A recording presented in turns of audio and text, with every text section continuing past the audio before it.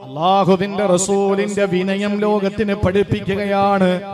ലോകത്തിന്റെ നേതാവായി മാറിയല്ലോ. അള്ളാന്റെ ഹബീബിന്റെ മുന്നിൽ വന്നിട്ട് അവര് പറയുന്നൊരു വാക്കുണ്ട്. എന്താണെന്നറിയോ? ഫിദാക അബീ വ ഉമ്മീ യാ റസൂലല്ലാഹ്. സഹാബാക്കൾ വന്നിട്ട് പറയുന്നത് ഫിദാക അബീ വ ഉമ്മീ യാ റസൂലല്ലാഹ്. എന്റെ വാപ്പയും ഉമ്മയെയും അങ്ങയുടെ മുന്നിൽ ഞാൻ ദണ്ണം വെക്കുകയാ നബിയേ. അങ്ങയുടെ മുന്നിൽ ഞാനിതാ അർപ്പിക്കുകയാണ് റസൂലേ എന്ന് പറഞ്ഞാൽ എന്റെ വാപ്പയെ വേണോ, എന്റെ ഉമ്മയെ വേണോ, എന്നെ വേണോ, എന്റെ ഭാര്യയെ വേണോ, എന്റെ മക്കളെ വേണോ? അല്ലാഹുവിന്റെ ഹബീബേ, അങ്ങയോടുള്ള സ്നേഹത്തെക്കാൾ എവരെ എനിക്ക് സ്നേഹിക്കാൻ പറ്റൂല. അങ്ങയോടുള്ള സ്നേഹമാണ് എവരെക്കാൾ എനിക്കുള്ള സ്നേഹമെന്ന് പറഞ്ഞ് അല്ലാഹുവിന്റെ റസൂലിന്റെ മുന്നിലേക്ക് വരുന്ന ഒരു സമൂഹമുണ്ടല്ലോ. ലോകത്തിന്റെ നേതാവായി അറിയപ്പെടുന്ന, ലോകത്തിന്റെ ജേതാവായി അറിയപ്പെടുന്നു. ഇന്ന് ലോകത്തെ ഏറ്റവും വലിയ നേതാവാരാണെന്ന് ചോദിച്ചാൽ ഹിറ്റ്ലർ അല്ല, മുസോളിനി അല്ല, ഫിർഔൻ അല്ല, നമ്രൂദ് അല്ല, ഹാമാൻ അല്ല, ഖാറൂൻ അല്ല, ഹിറ്റ്ലർ അല്ല. പിന്നെ ആരാണ് സഹോദരങ്ങളെ? ലെനിൻ അല്ല, സ്റ്റാലിൻ അല്ല. ലോകത്തെ ഏറ്റവും വലിയ നേതാവാരാണ്? ഒരിക്കലും ജവഹർലാൽ നെഹ്റു അല്ല, മഹാത്മജി അല്ല. ലോകത്തെ ഏറ്റവും വലിയ നേതാവാരാണെന്ന് ചോദിച്ചാൽ അത് ഒരിക്കലും ഇന്ദിരാഗാന്ധിയല്ല. ലോകത്തെ ഏറ്റവും വലിയ നേതാവാരാണെന്ന് ചോദിച്ചാൽ സഹോദരങ്ങളെ, ഖാദിമുൽ ഹറമൈനി ശരീഫൈനി എന്ന പേരിൽ അറിയപ്പെടുന്ന സൗദിയിലെ രാജാക്കന്മാരല്ല, അവരുടെ പ്രിയപ്പെട്ട സീമന്തപുത്രന്മാരായ രാജകുമാരന്മാരല്ല. ലോകത്തെ ഏറ്റവും വലിയ നേതാവാരാണെന്ന് ചോദിച്ചാൽ യേശു ക്രിസ്തുവായി അവരോധിക്കപ്പെടുന്ന, ക്രിസ്ത്യാനികൾ മുഴുവനും അംഗീകരിക്കുന്ന ശ്രീ യേശു എന്ന മഹാനായ ഈസാ നബിയല്ല. ലോകത്തെ ഏറ്റവും വലിയ നേതാവാരാണെന്ന് ചോദിച്ചാൽ തോറയിലൂടെ പരിചയപ്പെടുത്തിയിട്ട് മോസസ് എന്നറിയപ്പെടുന്ന കലീമുല്ലാഹി മൂസാ നബി അലൈഹിസ്സലാമല്ല. ലോകത്തെ ഏറ്റവും വലിയ നേതാവാരാണെന്ന് ചോദിച്ചാൽ സഹോദരങ്ങളെ, ബൈബിളിലൂടെ പരിചയപ്പെടുത്തുന്ന ദാവീദ് എന്ന മഹാനായ നബി ദാവൂദ് അലൈഹിസ്സലാമല്ല. അബ്രഹാം എന്ന നബിയുല്ലാഹി, ഖലീലുല്ലാഹി ഇബ്രാഹിം നബിയല്ല. സഹോദരങ്ങളെ, ലോകത്തെ ഏറ്റവും വലിയ നേതാവാരാണെന്നറിയോ?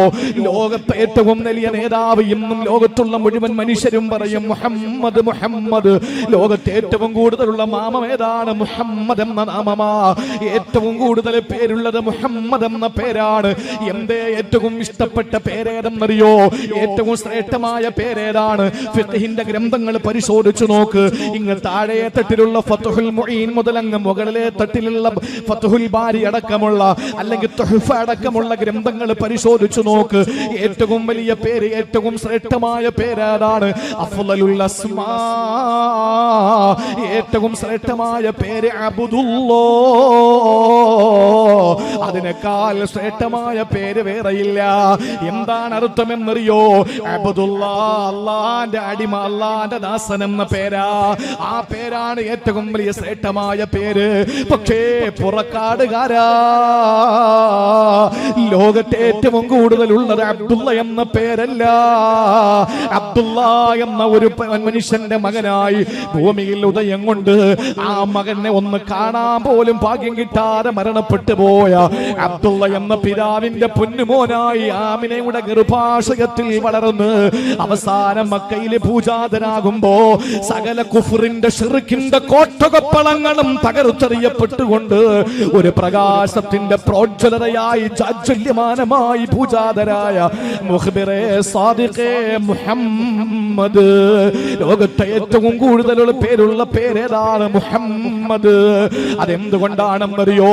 ഹൃദയത്തിന്റെ ഉള്ളറകളിൽ പ്രവാചകനോടുള്ള പ്രണയത്തിന്റെ, ഇഷ്കിന്റെ, സ്നേഹത്തിന്റെ, അനുരാഗത്തിന്റെ അണപൊട്ടി ഒഴുകിയ തിരമാലകൾ പോലെ അടിച്ചു വീശുന്ന ആ ഒരു പ്രണയത്തിന്റെ അഭിനിവേശത്തിന്റെ പേരിലാണ് സഹോദര മുഹമ്മദ് എന്ന പേരിട്ടുകൊണ്ട് ലോകത്തെ എല്ലാവരും പ്രവാചകരോടുള്ള പ്രണയം രേഖപ്പെടുത്തുമ്പോ ആ പേരാണ് ഏറ്റവും വലിയ പേരെങ്കിൽ സഹോദരങ്ങളെ ചിന്തിച്ചു നോക്ക്. അല്ലാഹുവിന്റെ ഹബീബ് നേതാവായി അറിയപ്പെടുകയാ, ലോകത്തെ ഏറ്റവും വലിയ നേതാവായി അറിയപ്പെടുമ്പോൾ ഞാൻ ഭൂതകാലത്തിൽ ഇങ്ങനെയായിരുന്നു എന്ന് ലോകത്തോട് പറഞ്ഞ ഏറ്റവും വലിയ വിനയത്തിന്റെ പ്രതീകം. വലിയ നേതാവായി മാറുമ്പോഴും എന്റെ ഭൂതകാല ജീവിതം ഇങ്ങനെയായിരുന്നു എന്ന് പറയാൻ പറ്റുന്ന വിനയം. അതാണ് രണ്ടാമത്തെ കാരണം. അള്ളാന്റെ ഹബീബിലൂടെ ലോകത്ത് വിനയം എന്താണ് പഠിപ്പിക്കാൻ. ചില ആളുകൾക്ക് പുത്തൻ പണക്കാരുണ്ട്, പുത്തൻ പണക്കാരുണ്ട്. ആ പണക്കാര് വലിയ പുത്തൻ പണക്കാരൊക്കെ അറിയപ്പെടുമ്പോ നിങ്ങൾ പണ്ട് അങ്ങനെ അല്ലായിരുന്നല്ലോ എന്ന് പറഞ്ഞ പോടെ, പണ്ടത്തെ കാര്യം ഇവിടെ പറയണ്ട, നീ ഇപ്പോഴത്തെ കാര്യം പറ. ഇപ്പൊ എന്റെ കാശില്ലേ, നീ അത് മാത്രം പറഞ്ഞാൽ മതി എന്ന് പറഞ്ഞ വന്ന വഴി മറക്കുന്നവരാണ്. 90% വന്ന വഴി മറക്കുന്നവരാണ് അല്ലേ? അഷ്റഫുൽ ഖൽഖിന് വേണമെങ്കിൽ പറയാതിരുന്നൂടെ? പറയാതിരുന്ന പൊതുസമൂഹം അറിയോ? അള്ളാഹുവിന്റെ ഹബീബ് പറഞ്ഞു, ഭൂതകാലത്ത് ഞാൻ എന്റെ കുടുംബത്തിന് അജിയാദ് മലമടക്കുകളില് പർവ്വതങ്ങളില് ഞാൻ കുറച്ച് ഭക്ഷണത്തിനു വേണ്ടിയിട്ട്, കുറച്ച് നാണയത്തുട്ടുകൾക്ക് വേണ്ടിയിട്ട് ആട്ടിൻപറ്റങ്ങളെ വെച്ച് നടന്നിട്ടുണ്ട് സഹാബ എന്ന് പിൽക്കാലത്ത് പ്രവാചകനായി നേതാവായി അറിയപ്പെടുന്നതിനു ശേഷം അള്ളാഹുവിന്റെ റസൂൽ വിളമ്പിക്കൊടുത്തു. എന്തിനാ? വന്ന വഴി മറക്കരുത്, വിനയം പഠിപ്പിക്കാൻ. നമുക്കിന്നില്ലാതെ പോയത് അതാണ്. അള്ളാഹുവിന്റെ റസൂൽ എന്തെങ്കിലും ദീനിലും മായം ചേർത്തിട്ടുണ്ടോ? ചില ആളുകൾ പറയുന്ന മുഹമ്മദ് ഉണ്ടാക്കിയതാണ്. ഇന്നിപ്പോ ഈ കാലഘട്ടത്തിൽ ഏറ്റവും കൂടുതൽ ഉണ്ടാകുന്ന എക്സ് മുസ്ലിം എന്ന പേരിൽ അറിയപ്പെടുന്ന നിരീശ്വരവാദികൾ, യുക്തിവാദികൾ. എന്ത് യുക്തി? ഞാൻ 1000 വട്ടം പറയുന്നു, യുക്തിവാദികളൊക്കെയും വേറൊരു മതത്തിൽ നിന്ന് മതം മാറി വന്നവരല്ല. എല്ലാ ആളുകളും ഇസ്ലാമിൽ നിന്ന് മതം മാറിപ്പോയവരാണ്. എന്തുകൊണ്ട്? അപ്പൊ യുക്തിവാദി എന്ന് പറഞ്ഞാൽ മതരഹിതമായ ചിന്ത ഉള്ളവരല്ല, ഇസ്ലാമിക ആദർശത്തോടുള്ള വല്ലാത്തൊരു വെറുപ്പ് പ്രകടിപ്പിക്കുക എന്ന് മാത്രമേ നിരീശ്വരവാദത്തിന് നമുക്ക് മീനിങ് ചെയ്യാൻ പറ്റൂ, അർത്ഥം വെക്കാൻ പറ്റൂ. അല്ലാതെ ആരെങ്കിലും എക്സ് മുസ്ലിം, എക്സ് ഹിന്ദു എന്ന് പറഞ്ഞ അങ്ങനെ ഒരാളുണ്ടോ? എക്സ് ക്രിസ്ത്യൻ ഉണ്ടോ? ഇല്ല. എക്സ് മുസ്ലിം എന്ന് പറഞ്ഞ അതിന്റെ അർത്ഥം എന്താ? ഇസ്ലാമിക സംസ്കാരത്തെ എപ്പോഴും കൊഞ്ഞനം കുത്തിക്കൊണ്ടിരിക്കണം. അത് പഠിക്കാത്തത് കൊണ്ടാണ്. ഞങ്ങൾ തയ്യാറാണ് ഏത് കവലകളിലും ഇസ്ലാമിനെ പറ്റി പഠിപ്പിക്കാൻ. ഞങ്ങൾ പഠിച്ചത് പകർന്നു തരാൻ ജീവിച്ചിരിക്കുന്ന പണ്ഡിത നേതൃത്വമുണ്ട്. അവരോട് വിളിച്ചിട്ട് ഇസ്ലാമിനെ പറ്റിയിട്ട് ഞങ്ങൾക്ക് പഠിപ്പിച്ചു കൊടുക്കണം, അങ്ങ് ഞങ്ങൾക്ക് പറഞ്ഞു തരണമെന്ന് പറഞ്ഞ്, എന്നാൽ ഇത് പറഞ്ഞു കൊടുക്കും മക്കളെ എന്ന് പറഞ്ഞ് നിലവിലെ പണ്ഡിതന്മാർക്ക് നേതൃത്വം നൽകാൻ വലിയ തലയെടുപ്പുള്ള പണ്ഡിത വരേണ്യന്മാര്, മഹാന്മാരായ പണ്ഡിതന്മാര് ഇന്നും ജീവിച്ചിരിപ്പുണ്ട്. അള്ളാഹു അവർക്കൊക്കെ ദീർഘായുസ് കൊടുക്കട്ടെ. പേടിയാവുക, ഓരോരുത്തരും മരണപ്പെടുമ്പോ വല്ലാത്ത ഭയം ഉണ്ടാവുകയാണ്. കാരണം എന്താ? ജാഹിലീങ്ങൾ പിന്നെ ഫത്വ കൊടുക്കാൻ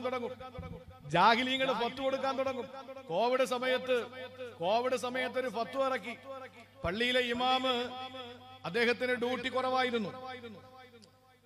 പള്ളിയിൽ അവസാനം പിന്നെ ആളുകളൊക്കെ പിച്ച വെക്കാൻ തുടങ്ങിയ സമയം, ആളുകളൊക്കെ കയറി പുറത്ത് ആളെ നിർത്തി ജുമാ നിസ്കരിക്കേണ്ട അവസ്ഥയിൽ നിന്ന് മാറിയിട്ട് വന്ന സമയം ഇമാമ് പറഞ്ഞു, എല്ലാവരും മുസല്ല കൊണ്ടുവരണം, അകലം പാലിക്കണം, മാസ്ക് വെക്കണം, കൈ സാനിറ്റൈസ് ചെയ്യണം എന്നൊക്കെ പറഞ്ഞ് എല്ലാ ഉപദേശവും കൊടുക്കുമ്പോ ഒരു പള്ളിയിൽ സെക്രട്ടറി പറഞ്ഞതെന്ന് പറഞ്ഞാൽ, മുസല്ല കൊണ്ടുവരാത്തവർക്ക് അൽഹംദുലില്ലാഹ് കമ്മിറ്റി തീരുമാനമെടുത്തിട്ടുണ്ട്, കസേര ഇട്ടിട്ടുണ്ട്, അത് ഇരുന്ന് നിസ്കരിക്കാം.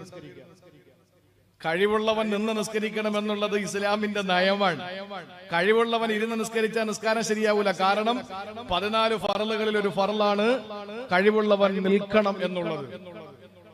അവ പറയാണ്, മുസല്ല കൊണ്ടുവരാത്തവരെ ദയവ് ചെയ്ത് കസേരയിട്ടിട്ട് ഇരുന്ന് നിസ്കരിച്ചോളാൻ എന്ന് പറഞ്ഞതിന്റെ അർത്ഥം എന്താണ്? എന്നാ ഈ കാക്കായോട് ഏതെങ്കിലും ഉസ്താദ് ഇതിന്റെ കാര്യങ്ങൾ പറഞ്ഞു കൊടുത്ത് അംഗീകരിക്കാൻ തയ്യാറുണ്ടാവുമോ? ഒരിക്കലും തയ്യാറാവൂല. മതപരമായ വിഷയത്തിൽ ഇപ്പോഴും ഒരുപാട് കാര്യങ്ങളിൽ തെറ്റ് കൃത്യമായി പിൻപറ്റി പോകുന്ന ചില കാര്യങ്ങളുണ്ട്. ഞാൻ തൽക്കാലം പറയുന്നില്ല, ഒരു നീറ്റിൽ അങ്ങോട്ട് മാറിയിട്ടേ ഉള്ളൂ. അതുകൊണ്ട് തൽക്കാലം ഞാൻ ആ ഭാഗത്തെ പറ്റിയൊന്നും പറയുന്നില്ല. ഇമാമ് നല്ല പക്വതയും പാകതയൊക്കെ ഉള്ള ആളാണല്ലോ. അപ്പൊ ഇൻഷാ അല്ലാഹ് ക്രമേണ നിങ്ങൾക്ക് അത് പഠിപ്പിച്ചു തരും. നല്ല കമ്മിറ്റിയാണ്, അൽഹംദുലില്ലാഹ്. താഹാക്കട കമ്മിറ്റിയാണ്. എല്ലാവരും നല്ല ഇതിനു വേണ്ടിയിട്ട് നല്ല പരിശ്രമം നടത്തുന്നവരാ. അള്ളാഹു അർഹമായ പ്രതിഫലം നൽകി അനുഗ്രഹിക്കുമാറാവട്ടെ. പ്രിയപ്പെട്ട സഹോദരങ്ങളെ, അതുകൊണ്ട് മതത്തിന്റെ കാര്യങ്ങളൊക്കെ നന്നായിട്ട് പഠിക്കണം. അള്ളാന്റെ ഹബീബ് എന്തെങ്കിലും മറച്ചു വെച്ചിട്ടുണ്ടോ? ഇന്ന് ആളുകൾ പറയാണ് അള്ളാന്റെ റസൂല് കൂട്ടിച്ചേർത്താണ് അത്. എന്നെ അനുസരിക്കണമെന്ന് നബിതങ്ങളാ പറഞ്ഞ, അള്ള പറഞ്ഞ അല്ലാന്നാ പറയുന്നത്. എന്തെങ്കിലും കൂട്ടിച്ചേർക്കുകയോ എന്തെങ്കിലും വെട്ടിമാറ്റുകയോ ചെയ്തിട്ടുണ്ടോ? ഞാൻ 3 കാര്യം പറഞ്ഞു തരാം. അതിൽ ഒന്ന്, സൂറത്തു നൂറ് നിങ്ങളൊന്ന് പഠിക്കണം. സൂറത്തു നൂറ് എന്താ? സൂറത്തു നൂറിന്റെ ആശയം എന്നറിയോ? നബിതങ്ങളുടെ പ്രിയപ്പെട്ട ഭാര്യ സയ്യിദത്തുന ബീവി ആയിഷ റളിയല്ലാഹു അൻഹയെ ഒരു സഹാബിയുമായിട്ട് ആ നാട്ടുകാരായ ചില കുബുദ്ധികൾ, ചില സഹാബികൾ അതിൽ പെട്ടുപോയിട്ടുണ്ട്. ഒരു ബദരിയായ സഹാബി പോലും അതിലുണ്ടായിരുന്നു എന്നാണ്. ഏതോ ഒരു ബദരിയായ സഹാബിയും കൂടെ പറഞ്ഞു നടന്നു, പിന്നീട് മാപ്പ് കൊടുത്തു. അവര് പറഞ്ഞു നടന്നു അപവാദം വേറൊരു സഹാബിയുമായിട്ട് കൂട്ടിച്ചേർത്തു പറഞ്ഞു. അത് നിരപരാധിയാണ് എന്ന് അള്ളാഹു തെളിയിച്ചുകൊണ്ട് അറിയിച്ചുകൊണ്ട് ഇറക്കിയ അധ്യായമാണ് സൂറത്തു നൂർ. എന്തേ പുറക്കാടുകാരെന്ന് സൂറത്തു നൂർ പഠിക്കുകയാണ്. 2023 2024 വരാനിരിക്കുന്ന 24 ജനത കുഞ്ഞുമക്കൾ പഠിക്കാൻ ആയിഷ ബീവിക്ക് അന്നൊരു അപവാദം ഉണ്ടായിട്ടുണ്ട് എന്ന്. നബിതങ്ങൾക്ക് ആ അധ്യായം അങ്ങോട്ട് മാറ്റിവെച്ചാൽ പോരായിരുന്നോ? എങ്കിൽ ഇങ്ങനെ ഒരു സംഭവത്തെ പറ്റി പിൽക്കാലത്തുള്ള ആരെങ്കിലും മനസ്സിലാക്കുമായിരുന്നോ? നിരപരാധിത്വം തെളിയിക്കപ്പെട്ടു, ഓക്കെ, എന്നാൽ ഒരു അപവാദം ഉണ്ടായി എന്ന്, ഒരു നേതാവിനെ പറ്റിയിട്ട് അവരുടെ ഭാര്യയെ പറ്റി അപവാദം പറഞ്ഞു എന്ന് പിൽക്കാലത്തുള്ള ആളുകൾ അങ്ങനെ അറിയണ്ട എന്ന് മനസ്സിലാക്കിയിട്ട് ആ അധ്യായം അങ്ങ് മാറ്റിവെച്ചാൽ പോരെ? അല്ലെങ്കിൽ അതിനെപ്പറ്റി പരാമർശമുള്ള സൂക്തങ്ങൾ അങ്ങ് മാറ്റിയാ പോരെ? മാറ്റിയോ? മാറ്റിയില്ല. അള്ളാഹുവിന്റെ ഹബീബ് പ്രമാണിമാരെ ഇസ്ലാമിലേക്ക് ക്ഷണിച്ചുകൊണ്ടിരിക്കുമ്പോഴാണ് അന്ധനായ ദരിദ്രനായ അബ്ദുല്ലാഹിബ്നു ഉമ്മു മക്തൂം റളിയല്ലാഹു അൻഹു കടന്നു വന്നു. നബിയേ നബിയേ എന്ന് പറഞ്ഞിട്ട് ആവേശത്തോടെ ഇസ്ലാമിലേക്ക് വന്നതല്ലേ, ആവേശത്തോടെ വന്നിട്ട് കാര്യം ചോദിക്കാൻ വന്നപ്പോ അള്ളാഹുവിന്റെ റസൂലിനോട് അവര് പറഞ്ഞ എന്താണെന്നറിയോ? ഈ വെറും ദരിദ്രരായ ലോക്കൽസിനെ എന്തിനാ നീ കൊണ്ടു നടക്കുന്നത്? ഞങ്ങളെപ്പോലുള്ള പ്രമാണിമാർക്ക് നിന്നോടൊപ്പം നിൽക്കാൻ വലിയ ബുദ്ധിമുട്ടുണ്ട്, കാരണം നിന്റെ കൂടെ ഉള്ളതെല്ലാം ദരിദ്രന്മാരും ലോക്കൽസ് ആണ് എന്ന് പറഞ്ഞുകൊണ്ടിരിക്കുമ്പോഴാണ് ഇബ്നു ഉമ്മു മക്തൂം തങ്ങളുടെ കടന്നുവരവ്. ആ സമയത്ത് ഇബ്നു ഉമ്മു മക്തൂം ഇപ്പൊ വരണ്ടായിരുന്നല്ലോ, എന്തിനാ ഇപ്പൊ വന്നേ എന്ന ഒരു ചിന്തയിൽ ഇങ്ങോട്ട് നോക്കിയിട്ട് മുഖം ഒന്ന് നെറ്റി ഒന്ന് ചുളിച്ചു. നമ്മൾ ഒരാളെ പറ്റി എന്തെങ്കിലും പറയുന്ന അയാൾ അറിയണമെന്നില്ല. കാരണം എന്താ? അതിന്റെ ഏറ്റവും വലിയ തെളിവിതാ. ഇബ്നു ഉമ്മു മക്തൂമിന്റെ മുമ്പിൽ മുഖം ചുളിച്ച് കാണിച്ചത് ഇബ്നു ഉമ്മു മക്തൂം കണ്ടിട്ടില്ല. കാരണം അദ്ദേഹം അന്ധനാണ്, അദ്ദേഹം കണ്ടില്ല. കാണണമെന്നില്ല. നമ്മൾ ഒരാളെ പറ്റി എന്തെങ്കിലും പറഞ്ഞാൽ അവരറിയണമെന്നില്ല. അതിന്റെ വലിയ ശിക്ഷയാണ്, വലിയ തിക്തഫലമാണ്, അതിന്റെ റിയാക്ഷൻ വലുതാണ്. അത് ഏറ്റവും വലിയ തെളിവ് ഈ അധ്യായമാണ്. അദ്ദേഹം ഉടനെ തന്നെ തിരിച്ചുപോയി. നബിതങ്ങൾക്ക് ഇഷ്ടമായിട്ടില്ല ഞാൻ ഇപ്പൊ വന്നത് എന്ന് പറഞ്ഞിട്ട് നബിതങ്ങൾ മിണ്ടാതിരിക്കുന്നുണ്ടപ്പോ അദ്ദേഹം അങ്ങ് പോയി. ആ സമയത്ത് പ്രമാണിമാരുമായിട്ടുള്ള സംഭാഷണത്തിന്റെ ഇടയിൽ നെറ്റിത്തടം വിയർത്തു. തലയ്ക്ക് വല്ലാത്ത ഭാരം, ശരീരത്തിന്റെ ഭാഗങ്ങളൊക്കെ വിയർക്കാൻ തുടങ്ങി. അള്ളാന്റെ ഹബീബിന് മനസ്സിലായി ജിബ്രീൽ വരികയാണ്. ജിബ്രീൽ അലൈഹിസ്സലാം വന്നിട്ട് റസൂലുള്ളാഹിനെ ഒരു ചെറിയ രീതിയിൽ വിമർശിച്ചുകൊണ്ട് അല്ലാഹു ആയത്തിറക്കുകയാണ്. അബസ, മുഖം ചുളിച്ചു, വതവല്ല, അങ്ങ് മുഖം തിരിച്ചു, അൻജാഹുൽ അഅ്മാ, അന്ധനായ ഉമ്മു മക്തൂം വന്നപ്പോൾ. എന്തിനാ അങ്ങ് മുഖം ചുളിച്ചത്? അബസ, മുഖം ചുളിച്ചു, വതവല്ല, മുഖം തിരിച്ചു, അൻജാഹുൽ അഅ്മാ, അബ്ദുല്ലാഹിബ്നു ഉമ്മു മക്തൂം എന്ന അന്ധൻ വന്നപ്പോൾ. എന്തിനാ നബിയെ അത് ചെയ്തത്? നോക്കൂ, അള്ളാന്റെ ഹബീബിന് ഒരു ചെറിയ വിമർശന ബുദ്ധിയെ, അല്ലെങ്കിൽ ഒരു ചെറിയ നുള്ളി നോവിക്കാന്ന് പറയില്ലേ, അങ്ങനത്തെ ഒരു ആയത്തല്ലേ ഇത്? ഇത് അള്ളാന്റെ റസൂൽ അങ്ങ് മാറ്റിയാ പോരായിരുന്നോ? 4 ആയത്തുകൾ മാറ്റിയോ? മാറ്റിയില്ല. സഹാബാക്കൾ അനുഭവിച്ച ത്യാഗം വിവരിച്ചില്ലേ? കുതിരകളുടെ കാലുകളിൽ സഹാബത്തിന്റെ കാലുകൾ കെട്ടിയിട്ട് മലമടക്കുകളിലൂടെ കുതിരകളെ ആട്ടിപ്പായിക്കുമായിരുന്നു. ആ ആട്ടിപ്പായിക്കുന്ന കുതിരക്കൂട്ടങ്ങൾ, കാലിൽ ബന്ധിക്കപ്പെട്ട പാവപ്പെട്ട സഹാബാക്കൾ, ആ കുതിരകൾ ഓടുമ്പോൾ സഹാബാക്കളുടെ തല ചെന്നിട്ട് പാറക്കൂട്ടങ്ങളിൽ അടിച്ചിട്ട് തല പൊട്ടിയിട്ട് തലച്ചോറ് ചീറ്റിത്തെറിച്ചു. അള്ളാഹുവിന്റെ പ്രിയപ്പെട്ട പ്രവാചകൻ അനുഭവിച്ച ത്യാഗവും സഹാബത്ത് അനുഭവിച്ച വിഷമങ്ങളും സഹാബാക്കളുടെ മുമ്പിൽ ലോകത്തുള്ള മുഴുവൻ വിശ്വാസികൾക്കും പാഠമാകാൻ വേണ്ടിയിട്ട് വിവരിച്ച ഹദീസുകൾ നമ്മുടെ മുന്നിലുണ്ട്. എന്തേ തന്റെ അനുയായികൾ അങ്ങനൊന്നും അനുഭവിച്ചിട്ടില്ല? അവരൊക്കെ നല്ല രാജ കുടുംബത്തിനെ പോലെ നല്ല പ്രൗഢിയിൽ നടന്നവരായിരുന്നു എന്ന് പിൽക്കാലത്തുള്ളവർ അറിയിച്ചാ പോരായിരുന്നോ? ഇല്ല, അല്ലാഹുവിന്റെ റസൂലിന് അതിന് കഴിയില്ല. കാരണം മാ യന്തിഖു അനിൽ ഹവാ ഇൻ ഹുവ ഇല്ലാ വഹ്യു യൂഹാ. ഇതൊരിക്കലും മുഹമ്മദീയ മതമല്ല. ആരെങ്കിലും സ്റ്റേജിൽ സാംസ്കാരിക സമ്മേളനമൊക്കെ നടക്കുമ്പോ പ്രസിഡന്റ്, സെക്രട്ടറി, ഇമാമിന്റെ ഒക്കെ ഉള്ള ഉത്തരവാദിത്വമാണ്, നാട്ടിലെ പ്രമാണിമാരുടെ ഒക്കെ ഉത്തരവാദിത്വമാണ്. ചില നമ്മുടെ സഹോദര സമുദായത്തിലെ സാംസ്കാരിക നായകന്മാർ അവർക്കറിയാത്തത് കൊണ്ടാണ് അവർ പറയും മുഹമ്മദീയ മതം. നമ്മൾ തിരുത്തണം, അതേ വേദിയിൽ തിരുത്തി കൊടുക്കണം. അദ്ദേഹം പറഞ്ഞതിൽ ഒരു ചെറിയ തിരുത്തുണ്ട്. മുഹമ്മദീയ മതമല്ല, മുഹമ്മദ് എന്ന് പറയുന്നത് ഒരു പ്രവാചകൻ മാത്രമാണ്. ഇത് അള്ളാഹുവിന്റെ മതമാണ്. മുഹമ്മദിന് മതം കൊണ്ടുവന്നിട്ടില്ല. അത് പറഞ്ഞു കൊടുക്കണം. അള്ളാഹുവിന്റെ മതമാണ്. ഇന്നദ്ദീന ഇൻദല്ലാഹിൽ ഇസ്ലാം. അത് പറഞ്ഞു കൊടുക്കണം. അപ്പൊ അതുകൊണ്ട് അള്ളാഹുവിന്റെ പ്രിയപ്പെട്ട പ്രവാചകന് ഒന്നും അതിൽ നിന്ന് വെട്ടിമാറ്റാനും പറ്റില്ല, ഒന്നും അങ്ങോട്ട് ചേർക്കാനും പറ്റില്ല. അങ്ങനെ ചേർത്ത് എന്തെങ്കിലുമൊക്കെ അള്ളാഹുവിന്റെ റസൂൽ ഒന്നും ഇങ്ങനെയുള്ള അപവാദങ്ങൾ കേട്ടിട്ടില്ല, പരീക്ഷണങ്ങൾ നേരിട്ടിട്ടില്ല, വിശപ്പും വിഷമവും ഒന്നും അറിഞ്ഞിട്ടില്ല എന്നൊക്കെ വേണമെങ്കിൽ വരുത്തി തീർത്തിട്ട് അല്ലെങ്കിൽ ഒന്നും ചേർക്കണ്ട, ഇതിനെ പറ്റിയിട്ടുള്ള പരാമർശങ്ങൾ അങ്ങ് മാറ്റിയാ പോരായിരുന്നോ? ഒന്നും മാറ്റാൻ കഴിയില്ല. എന്തുകൊണ്ടെന്നറിയോ? ഏഴാകാശങ്ങൾക്ക് മുകളിൽ നിന്ന് പടച്ചവന്റെ തീരുമാനമാണ് ഇസ്ലാം. അള്ളാന്റെ മതമാണ് ഇസ്ലാം. അതുകൊണ്ട് തന്നെ അള്ളാഹുവിന്റെ ഹബീബ് എന്തിനാണ് ലോകത്തിന്റെ മുന്നിൽ ആട്ടിൻപറ്റങ്ങളെ മേച്ച് നടന്നിട്ടുള്ള പ്രവാചകനാണ് എന്ന് അള്ളാന്റെ ഹബീബിനെ കൊണ്ട് തന്നെ പറയിപ്പിച്ചതെന്നറിയോ? അതൊരു മുഹമ്മദ് എന്ന പ്രവാചകന് മാത്രമല്ല. ഇല്ലാ മാ ബുഇസ നബിയൻ ഇല്ലാ റആഗനമീ. ഏതൊരു പ്രവാചകനും ആട്ടിൻപറ്റങ്ങളെ മേച്ചിട്ടുണ്ട് എന്ന് പറഞ്ഞത് എന്തുകൊണ്ടാ? സഹോദരങ്ങളെ, കഴിഞ്ഞുപോയ ജീവിതത്തിന്റെ ഭൂതകാലത്തെ ജീവിതം മറക്കാൻ പാടില്ല, വന്ന വഴി മറക്കാൻ പാടില്ല. നമുക്കിപ്പൊ കുറെ പണം വന്ന് കൂടിയെന്ന് വന്നേക്കാ, ഇപ്പൊ നമുക്ക് കുറെ സാമർഥ്യം വന്നെന്ന് വന്നേക്കാ, ഇപ്പൊ നമുക്ക് വലിയ പ്രസിദ്ധിയും പ്രശസ്തിയും വന്നെന്ന് വന്നേക്കാ. ഇതിനു മുമ്പ് നമുക്കൊരു ജീവിതമുണ്ടായിരുന്നു. അത് കഷ്ടപ്പാടിന്റെ ജീവിതമാണ്, പ്രയാസത്തിന്റെ ജീവിതമാണ്. ഇന്ന് വലിയ വീടുകൾ വെച്ച ആളുകളെ നിങ്ങൾ കണ്ടിട്ടില്ലേ? വലിയ വലിയ വീടുകൾ വെക്കുന്ന ആളുകളെ കണ്ടിട്ടില്ലേ? അവരോട് ചെന്നിട്ട് പറയണ സഹോദരാ, അള്ളാന്റെ പള്ളിക്ക് എന്തെങ്കിലും കൊടുക്കണേ എന്ന് പറഞ്ഞാൽ പുത്തം പണക്കാര് കൊടുക്കൂല. അവരോട് പറയണ സഹോദരങ്ങളെ, നിങ്ങളും ഒരു കാലത്ത് ഇങ്ങനെ ആയിരുന്നല്ലോ, വെറും പാടുപെട്ട് ജീവിച്ചവരായിരുന്നല്ലോ. അവര് പറയുന്ന മറുപടി അത് അന്നാണ്, ഇത് ഇന്നാണ്. അന്ന് കഷ്ടപ്പെട്ടു, അത് ശരി തന്നെയാണ്. പക്ഷെ ഇപ്പൊ ഇനിയും കഷ്ടപ്പെടണമെന്നാണോ നിങ്ങൾ പറയുന്നത്? ഇനിയും ഇതെല്ലാം പള്ളിക്ക് തന്നിട്ട് ഞങ്ങൾ അങ്ങ് കഷ്ടപ്പാടിലേക്ക് പോണമെന്നാണോ നിങ്ങൾ പറയുന്നത്? അള്ളാഹുവിന്റെ ഹബീബിന്റെ ആട്ടിൻപറ്റങ്ങളെ മേച്ചതിലൂടെ രണ്ടാമത് അള്ളാഹു ഉദ്ദേശിച്ചത് എന്തെന്നറിയോ? അള്ളാഹുവിന്റെ ഹബീബിന്റെ വിനയം ലോകത്തിന് പഠിപ്പിച്ചു കൊടുക്കുകയാ. ഒരു ജീവിതം മുമ്പുണ്ടായിരുന്നു, അതിനുശേഷമാണ് നല്ല കാര്യങ്ങൾ, നല്ല കാലം വന്നത്. അതുകൊണ്ടല്ലേ വിശുദ്ധ ഖുർആൻ പറഞ്ഞത് ഫഇന്ന മഅൽ ഉസ്രി യുസ്റാ. ഏതൊരു കയറ്റത്തിനും ഒരു ഇറക്കം വരൂലേ, ഏതൊരു ഇരുളും കഴിഞ്ഞാൽ പിന്നെ ഒരു വെളിച്ചം വരൂലേ, ഏത് മരുപ്പച്ചയില്ലാത്ത മരുഭൂമിയിലും തൊട്ടപ്പുറത്തൊരു മരുപ്പച്ച കാണൂലേ, ഏത് തുരങ്കവും അതിനപ്പുറത്ത് അതിന് തുറസായ ഒരു വഴി വരൂലേ, ഏത് പൂട്ട് കമ്പനി കണ്ടുപിടിച്ചാലും അതിനൊരു താക്കോലും ഉണ്ടാകുമല്ലോ.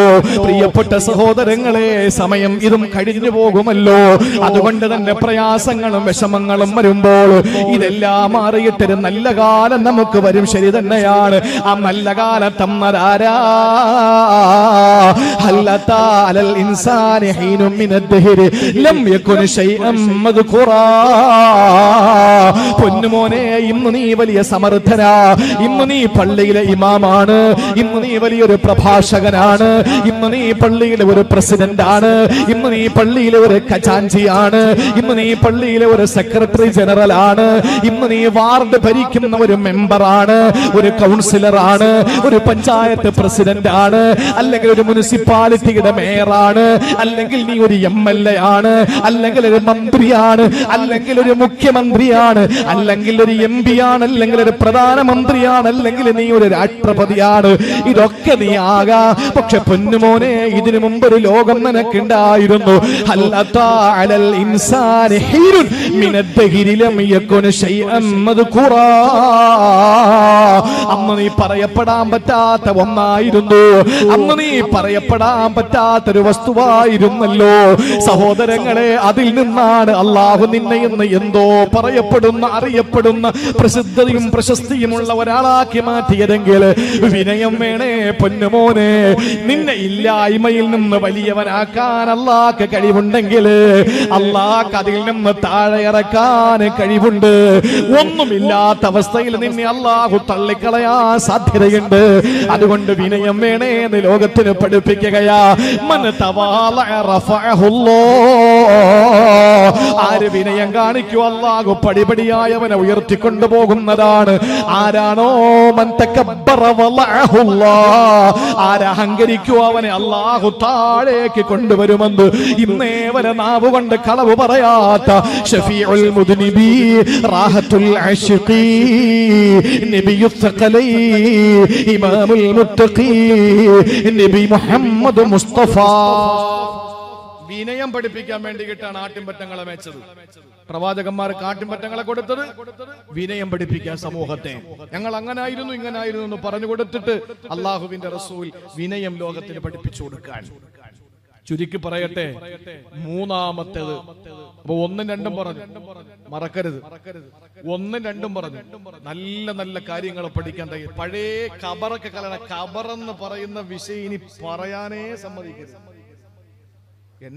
എനിക്കൊരു ചില കാര്യങ്ങളിൽ എനിക്ക് അതിന് അഹങ്കാരം എന്ന് പറയുന്നവരുണ്ട്, നിലപാടെന്ന് പറയും. ഈ പറയുന്ന അഹങ്കാരം എന്ന് പറയുന്നവരോട് എനിക്ക് ദേഷ്യവും ഇല്ല, നിലപാടുള്ള ആളാണെന്ന് പറയുന്നവരോട് എനിക്ക് സ്നേഹവും ഇല്ല. കാരണം എന്താ? അതങ്ങനെയാണ്.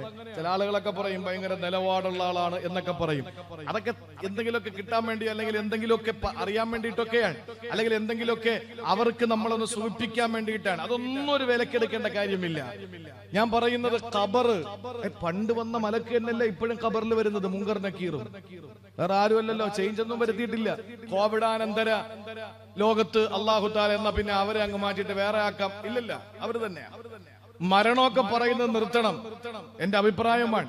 ഞാൻ പണ്ഡിതന്മാരോട് പറയുന്നതല്ല, സംഘാടകരോട് എല്ലാവർക്കും. ഉസ്താദെ ഒരു പള്ളിയുടെ പണി നടക്കുകയാണ്, അപ്പൊ നിങ്ങൾ ഖബർ പറഞ്ഞാൽ മതി. അപ്പോഴ് പെണ്ണുങ്ങൾ പേടിക്കും, സ്വർണവും വളയും മാലയൊക്കെ ഉരുത്തരും. പിരിവൊന്നുമില്ല, അപ്പൊ നിങ്ങൾ പിന്നെ വേറെ എന്തെങ്കിലും പറഞ്ഞാലും കുഴപ്പമില്ല. പിരിവുണ്ടെങ്കിൽ ഖബർ, മരണം, അതൊക്കെ മാറണം.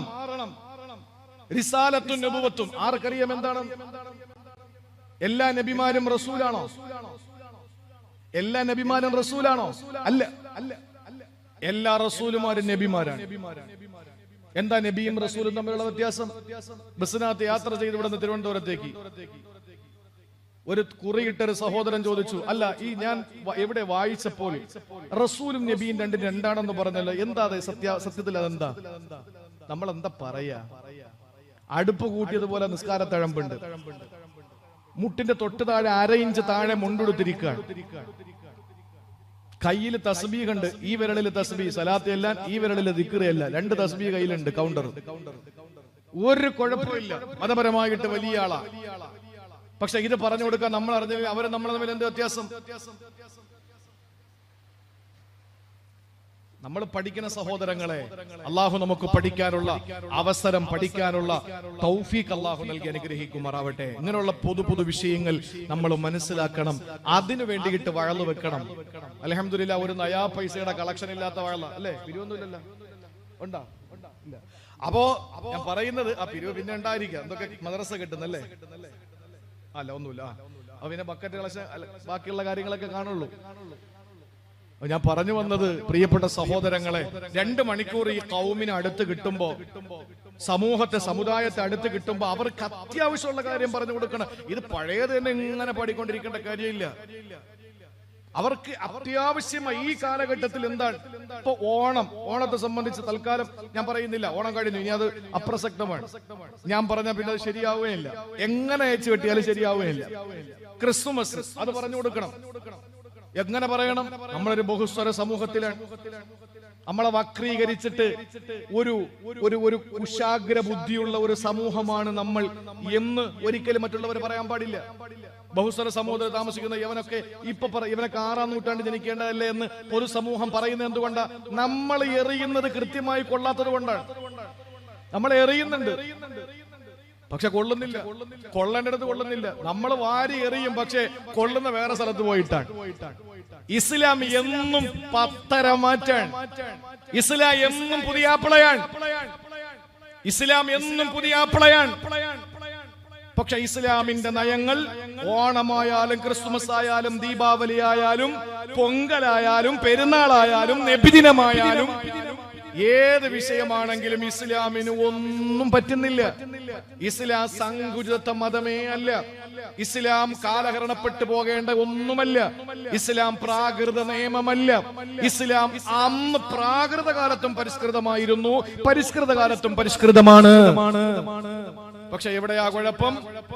എറിയുന്നത് കൊള്ളുന്നില്ല. എറിയുന്ന ആളിനെ കൊള്ളിക്കണമെന്നുണ്ട്, പക്ഷെ കൊള്ളുന്ന വേറെ സ്ഥലത്താണ്. അതാ പ്രശ്നം. അതുകൊണ്ട് പ്രിയപ്പെട്ടവരെ, ഇസ്ലാം സുന്ദരമാണ്. ഇസ്ലാം സുന്ദരമാണ്. പർദ്ദയിടാൻ നിങ്ങൾക്ക് നാണക്കേടില്ലേ എന്ന് മലയാളത്തിന്റെ മധുരനാരങ്ങ മാധവിക്കുട്ടിയോട് ചോദിച്ചപ്പോ കമലാസുരയ എന്ന ജ്വലിക്കുന്ന നക്ഷത്രമായി തിരുവനന്തപുരത്ത് പാളയം ഖബർസ്ഥാനിൽ അന്ത്യവിശ്രമം കൊള്ളുന്ന കമലാസുരയ്യ പറഞ്ഞത് ഒറ്റ കാര്യം: ഇന്നത്തെ വസ്ത്രം എപ്പോഴും 2023 അവര് മരിച്ചിട്ട് വർഷങ്ങൾ എത്ര കഴിഞ്ഞു? ഇന്റർവ്യൂ വിദഗ്ധയോട്, ഒരു ലേഡിയോട് കമലാസുരയ്യ പർദ്ദയിട്ടുകൊണ്ടിരുന്നു പറയുകയാണ്, അല്പവസ്ത്രം ധരിച്ച് ജീവിച്ച മാധവിക്കുട്ടി ഇസ്ലാം എന്ന സുന്ദരമായ പ്രത്യയശാസ്ത്രത്തിന്റെ കൊടക്കീടിലേക്ക് വന്നപ്പോ ശരീരം മുഴുവനും മറച്ചിരുന്നിട്ട് ചാനൽ ചർച്ചയിലിരുന്നിട്ട് ഒരു ലേഡിയായ ഇന്റർവ്യൂ വിദഗ്ധയോട് പറയുകയാണ്, ചോദിക്കപ്പെട്ടു, എന്താണ് നിങ്ങൾക്ക് പർദ്ദ ഇടുന്നതിൽ നാണക്കേടുണ്ടോ എന്ന് ചോദിച്ചപ്പോ അവര് പറഞ്ഞത്, എന്തിന് നാണക്കേടുണ്ടാകണം? ഇന്ന് വസ്ത്രം ധരിക്കുന്ന പെണ്ണുങ്ങൾ എന്നെ പീഡിപ്പിക്കടാ, എന്നെ ബലാത്സംഗം ചെയ്യടാ എന്ന് പറയാതെ പറയുന്ന വസ്ത്രമാണ് ധരിക്കുന്നത്. ഞാൻ മറച്ചു വെക്കേണ്ടതൊക്കെ മറച്ചു വെക്കണം. അപ്പൊ എനിക്കിതിൽ അഭിമാനമേ ഉള്ളൂ എന്ന് പറഞ്ഞു. അവിടെ നിന്നൊരു 4-5 കിലോമീറ്റർ ഇപ്പുറത്താണ് കവടിയാറില് രാജകുടുംബം താമസിക്കുന്നത്. ലക്ഷ്മിഭായി തമ്പുരാട്ടി ഇന്ന് അവസാനത്തെ കണ്ണിയാണ് എന്നാണ് എന്റെ ഓർമ്മ ശരിയാണെങ്കിൽ. അവരൊരു ഇന്റർവ്യൂവിൽ പറഞ്ഞത്, ക്ഷേത്രത്തിന്റെ മുറ്റത്തും ഉത്സവപ്പറമ്പുകളിലും കതിന വെടി പൊട്ടിക്കുന്നത് പോലെയാണ് ഇന്ന് പെണ്ണുങ്ങളുടെ വസ്ത്രം. എന്നിട്ട് അവർ പറഞ്ഞെന്താണെന്നറിയോ? അത് ഞാൻ ഇപ്പോഴും വെട്ടിവെച്ച് സൂക്ഷിക്കുന്നുണ്ട്. അവിടെ ഇന്റർവ്യൂവിൽ അവർ പറഞ്ഞത്, ക്ഷേത്രമുറ്റത്തും അമ്പലപ്പറമ്പിലും ഉത്സവപ്പറമ്പിലും ഒക്കെ കതിനയ്ക്ക് തീ കൊളുത്തുന്നത് നിലത്ത് വെച്ചിട്ടാ. ഇത് പൊട്ടുന്നത് എവിടെ പോയിട്ടാ? മുകളിൽ ചെന്നിട്ടാ. 18, 19, 20 വയസ്സായ സ്ത്രീകൾ ധരിക്കുന്ന വസ്ത്രം, ആ വസ്ത്രധാരണത്തിൽ പുരുഷന്മാർ കാണാൻ പാടില്ലാത്ത, ഭർത്താക്കന്മാർ മാത്രം കാണേണ്ട സ്ഥലങ്ങൾ പൊതുസമൂഹത്തിന്റെ മുമ്പിൽ ഇത് എന്റെ അഭിമാനമാണ് എന്നത് മാറ്റിവെച്ചിട്ട് ഇതെന്റെ അവകാശമാണ്, ആരാ ചോദിക്കാനുള്ളതെന്ന് പറഞ്ഞിട്ട് നടക്കുന്ന പെണ്ണുങ്ങളുടെ ചില ഭാഗങ്ങൾ ഞരമ്പ് രോഗികളായ, അത് ഖുർആൻ പറഞ്ഞത്, ഹൃദയത്തിൽ രോഗമുള്ളവൻ, അതാണ് ഞരമ്പ് രോഗി. ഖുർആൻ പറഞ്ഞതാണ്. അപ്പോ ഞരമ്പ് രോഗികൾ ഇത് കണ്ടിട്ട് അവർക്ക് എങ്ങനെയെങ്കിലും തങ്ങൾക്കുണ്ടായ വികാരം ഒന്ന് ശമിപ്പിക്കണമെന്ന് ചിന്തിച്ച് നടക്കുമ്പോഴാണ് എങ്ങനെയായിരുന്നു തീർക്കുക? 18, 20 വയസ്സായ പെൺകുട്ടികൾ ധരിക്കുന്ന വസ്ത്രത്തിന്റെ തുറസായ അവയവങ്ങൾ കണ്ടിട്ട് വികാരത്തിന്റെ വേലിയേറ്റം സൃഷ്ടിക്കപ്പെടുന്ന 35, 40 വയസ്സുള്ള വികാര ജീവികളായ ഞരമ്പ് രോഗികളായ ചെറുപ്പക്കാര് കാണുന്നത് 4, 5 വയസ്സുള്ള പാവപ്പെട്ട പൊന്നുമോള് മിഠായി കടയിൽ സ്ഥിരമായി പോകുന്നുണ്ട്. 5 രൂപയ്ക്ക് 2 മിഠായി വാങ്ങിക്കൊടുത്തു. പിറ്റന്ന് 5 രൂപയ്ക്ക് 2 മിഠായി വാങ്ങിക്കൊടുത്തു. ആ പൊന്നുമക്കൾക്ക് അറിയില്ലല്ലോ ലോകം. അവസാനം ഒരു കവർ മിഠായി വാങ്ങിക്കൊടുത്ത് ആ കുട്ടിയെയും കൊണ്ടുപോയി അവന്റെ ദാഹം ശമിക്കുന്നത് വരെ ഈ ലോകം എന്തെന്നറിയാത്ത, വികാരം എന്തെന്നറിയാത്ത, വിചാരം എന്തെന്നറിയാത്ത, നല്ലതുപോലെ മലമൂത്ര വിസർജനം ചെയ്തിട്ട് ശൗചം ചെയ്യാനറിയാത്ത പൊന്നുമക്കളെ ക്രൂരമായിട്ട് ബലാത്സംഗം ചെയ്തിട്ട് അവരെ വെറുതെ വിടൂല. അവരെ ഞെക്കി കൊന്നിട്ട് ചതുപ്പ് നിലത്തേക്ക്, ചതുപ്പുള്ള വെള്ളത്തിലേക്ക്, വെള്ളക്കെട്ടിലേക്ക് എടുത്തെറിഞ്ഞിട്ട് അവരുടെ പുറത്താരും കാണാതിരിക്കാൻ വേണ്ടിയിട്ട് മണൽ ചാക്ക് കയറ്റി വെച്ചിട്ട് നാട് വിട്ടുപോകുന്ന ഈ കാലഘട്ടത്തിന്റെ ദുഷ്ട ജന്തുക്കൾ, ഹിംസ്ര ജന്തുക്കളുടെ നാടുണ്ടാകാൻ കാരണം 20-18 വയസ്സായ പെൺകുട്ടികൾ ഔറത്തു മറയ്ക്കാതെ തുറന്നടക്കുന്നതിന്റെ റിയാക്ഷനാണ് എന്ന് ഒരിക്കലും ഏതെങ്കിലും നഫീസത്തുൽ മിസ്രിയോ റാബിയത്തുൽ അദബിയോ പറഞ്ഞതല്ല. ലക്ഷ്മിഭായി തമ്പുരാട്ടിയെ പോലുള്ള വലിയ വലിയ മഹത്വവൽക്കരിക്കപ്പെടുന്ന അല്ലെങ്കിൽ സമൂഹം അംഗീകരിക്കുന്ന വലിയ സ്ത്രീരത്നങ്ങൾ അവർ പറഞ്ഞ കാര്യമാണ്. സംസ്കാരത്തിൽ നിന്ന് ഒരുപാട് നമ്മൾ മാറിപ്പോയി. അതുകൊണ്ട് പ്രിയപ്പെട്ട സഹോദരങ്ങളെ, അള്ളാഹുവിന്റെ പരിശുദ്ധമായ ദീനിനെ നമ്മൾ കൃത്യമായി പഠിച്ചിരിക്കണം. അതുകൊണ്ട് എന്താണ് വിനയം, എന്താണ് ലോകം, ഇസ്ലാം എന്തെന്ന് പഠിപ്പിച്ചു കൊടുക്കണം. അള്ളാഹു അതിന് തൗഫീക്ക് നൽകി അനുഗ്രഹിക്കുമാറാവട്ടെ. കുറഞ്ഞ വാക്കുകളിൽ ഇനിയുള്ള 2 കാര്യങ്ങൾ കൂടി ഞാൻ പറയുകയാണ്. മൂന്നാമത്തേത് ഔന്നത്യം എന്താണെന്ന് ലോകത്തിന് പഠിപ്പിച്ചു കൊടുക്കാൻ. നിങ്ങൾ നോക്ക്, അല്ലാഹുവിന്റെ റസൂൽ ഈ സമയത്ത് ആടിനെ മേച്ചിരുന്ന സമയത്ത് ആരുടെ കീഴിലായിരുന്നു? ആരുടെ കീഴിലാ മക്കളെ? നബിതങ്ങൾ ജനിക്കുന്നതിന് 6 മാസം മുമ്പ്, അല്ല 2 മാസം, ഗർഭിണിയായി 2 മാസം കഴിഞ്ഞപ്പോ, റസൂലുള്ളാഹിനെ ഗർഭം ധരിച്ച് 2 മാസം കഴിഞ്ഞപ്പോ, തെറ്റുണ്ടെങ്കിൽ പറയണം കേട്ടോ, 2 മാസം കഴിഞ്ഞപ്പോൾ വാപ്പ മരിച്ചു. വാപ്പ ഇല്ലാതെ ജനിച്ചു. 6 വയസ്സ് കഴിഞ്ഞപ്പോ, 6 കൊല്ലം കഴിഞ്ഞപ്പോ ഉമ്മ മരിച്ചു. പിന്നെ ആരാ ഏറ്റെടുത്തത്? അബ്ദുൽ മുത്തലിബ്,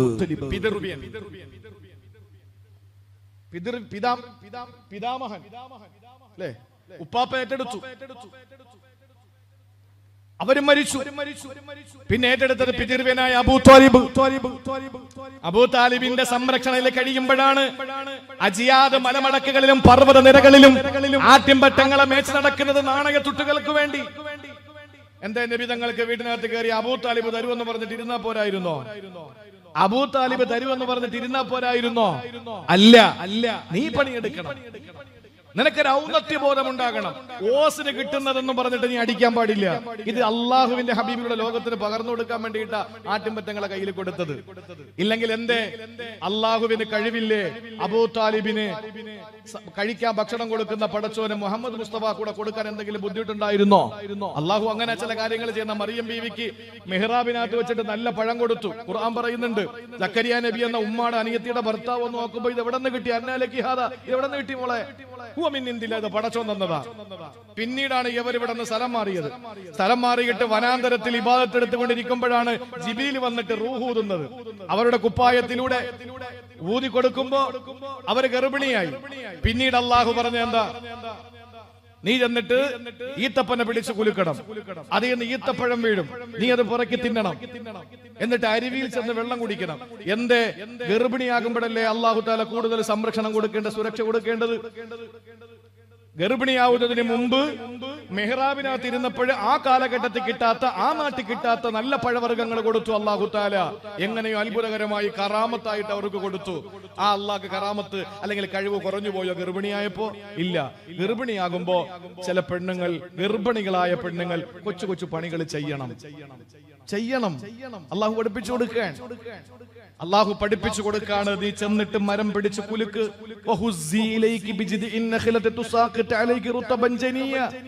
അപ്പോഴേക്ക് നിനക്ക് റുത്തബ് വരും, നീ പറക്കി തിന്നേ. എന്നിട്ട് വെള്ളം കോരി കുടിക്ക്. എന്റെ അള്ളാഹുവിന് കഴിവില്ലേ?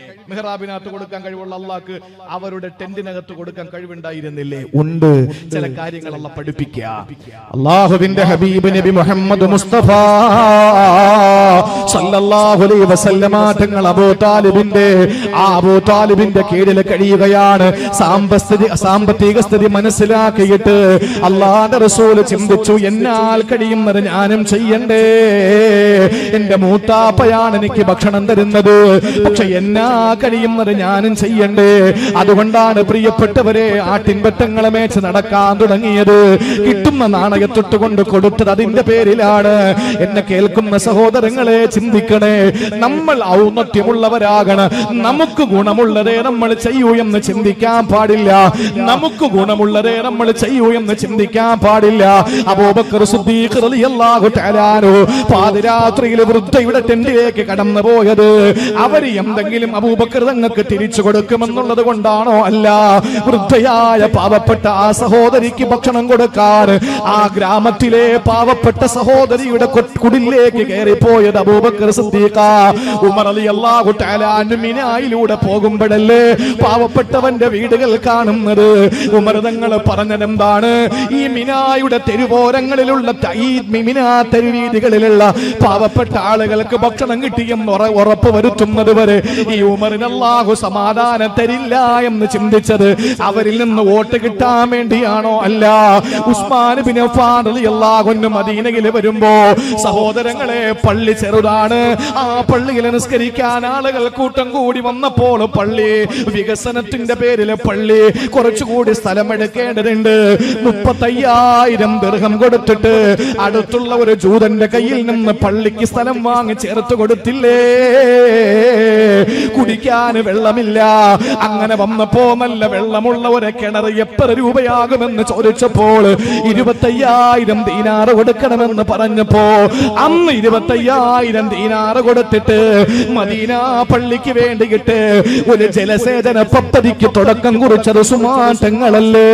എന്തേ? ആരിൽ നിന്ന് എന്തെങ്കിലും പ്രതീക്ഷിച്ചുകൊണ്ടാണോ? അല്ല. തന്റെ പ്രാണപ്രേയസി, തന്റെ കരളിന്റെ കഷണമായ, തന്റെ എല്ലാമായ ഫാത്തിമത്ത് സഹറാക്ക് പേറ്റുനോവെടുത്തപ്പോൾ ഫാത്തിമയ്ക്ക് കഴിക്കാൻ ഒരു ഭക്ഷണത്തിനോട് പ്രിയം വന്നപ്പോൾ ആ ഭക്ഷണം വാങ്ങി വരാൻ പറഞ്ഞപ്പോൾ ഓടിച്ചെന്നിട്ട് കയ്യിൽ കിട്ടിയ കാശും കൊണ്ട് വന്നിട്ട് ഭക്ഷണം വാങ്ങി മടങ്ങി വരുമ്പോൾ ആരോ ഒരു പാവപ്പെട്ടവന് പല്ല് കൊടിഞ്ഞ് വയറൊട്ടിപ്പോയ എല്ലുന്തിയ കണ്ണ് കുടിഞ്ഞ എല്ലും തോലുമായ പാവപ്പെട്ടവന് കൈനീട്ടിയപ്പോൾ എന്റെ പ്രിയപ്പെട്ട ഭാര്യ അവള് ഏക്കിന് വേണ്ടിയിട്ട്, ഞങ്ങളുടെ നാട്ടിൽ അങ്ങനെയാണ് പറയുക, ഒരു ഗർഭിണിയായ പെണ്ണ് പല മോഹങ്ങളും പറയും, ആഗ്രഹങ്ങൾ അറിയിക്കും ഭക്ഷണം കഴിക്കാൻ. അങ്ങനെ ആഗ്രഹം പറഞ്ഞപ്പോൾ ആ ഭക്ഷണം വാങ്ങി വന്ന തന്റെ പ്രിയപ്പെട്ട ഭർത്താവ് ഏതോ ഒരു നാട്ടുകാരനായ ഒരു പാവപ്പെട്ടവന് കഴിക്കാൻ കൊടുത്തിട്ട് വെറും കയ്യോടെ മടങ്ങിപ്പോയത് അയാളിൽ നിന്ന് എന്തെങ്കിലും പ്രതീക്ഷിച്ചതിന്റെ പേരിലാണോ? അല്ല. ഇതിന്റെ പേരാണ് ഔന്നത്യബോധം. ഇതാണ് ഔന്നത്യബോധം. നമുക്ക് ഇന്നില്ലാത്തതാണ്. നമുക്കെന്ത് ഗുണം? അതാണ് നമ്മൾ ചിന്തിക്കുന്നത്. ആരാ ടെലിഫോൺ കണ്ടുപിടിച്ചത്? ടെലിഫോൺ കണ്ടുപിടിച്ച ആരാണ്?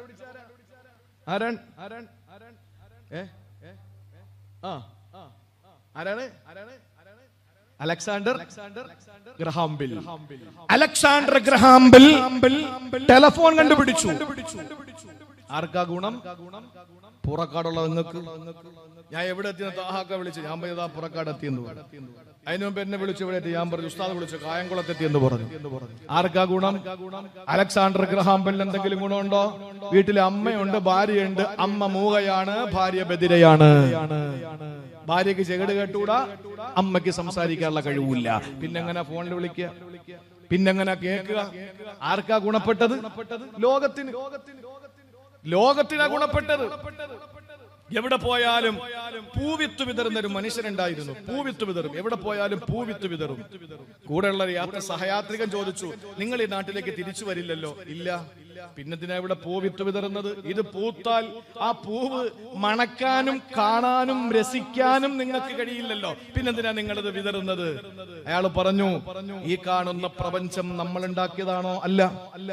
ആരൊക്കെയോ നട്ടുപിടിപ്പിച്ച മരങ്ങൾ, ആരൊക്കെയോ നട്ടുവെച്ച ഫലങ്ങൾ, അതൊക്കെ അനുഭവിക്കുന്ന നമ്മളല്ലേ? ഇതിന്റെ പേരാണ് ഔന്നത്യം. ഇതിന്റെ പേരാണ് പ്രിയപ്പെട്ടവരെ ഔന്നത്യം എന്ന് പറയുന്നത്.